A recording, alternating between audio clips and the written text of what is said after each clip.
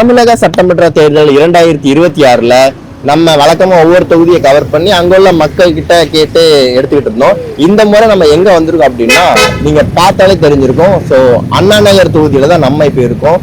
அண்ணா நகர் தொகுதியை பொறுத்த வரைக்கும் ரொம்ப ஸ்ட்ராங்கான தொகுதி அப்படின்னு நிறைய பேர் சொல்லியிருக்காங்க.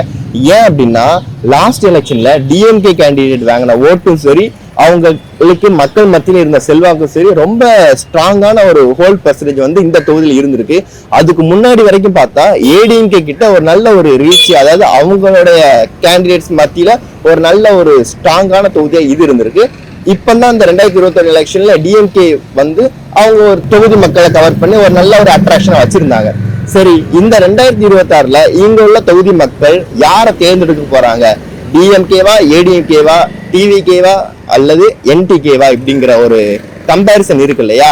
ஸோ அதை பத்தி இங்குள்ள மக்கள் கிட்ட நம்ம டீட்டெயிலா ஒரு கிளாரிபிகேஷன் பண்ணி அவங்கெல்லாம் யாரை சூஸ் பண்றாங்க, அவங்களோட எம்எல்ஏவா யார் இருக்கணும் அப்படிங்கிறதுல இம்பார்ட்டன்ஸ் கொடுக்குறாங்க அப்படிங்கிறத நம்ம இங்குள்ள மக்கள் கிட்ட கேட்டு தெரிஞ்சுக்க போறோம்.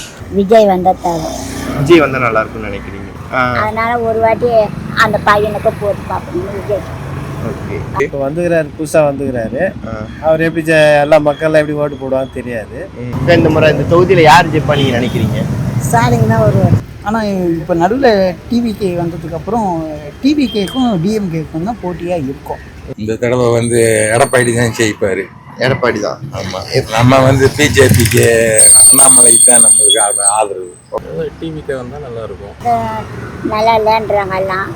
அதனால ஒரு வாட்டி அந்த பையனுக்கு போட்டு பார்க்கணும். விஜய் இப்போ விஜய் ஓகே, அவரை தவிர மற்ற யாரையும் தெரியாது. இப்போ அவங்கள நம்பி எப்படி நீங்க ஓட்டு போட போறீங்க? அதான்ப்பா, ஒருவா அவங்களே செஞ்சா நல்லா இருக்குமா, அதனால மாற்றி வர்றதால அவங்களுக்காக கொஞ்சம் போட்டு பார்ப்போம்னு ஒரு ஆசை போட்டுப்பேன்.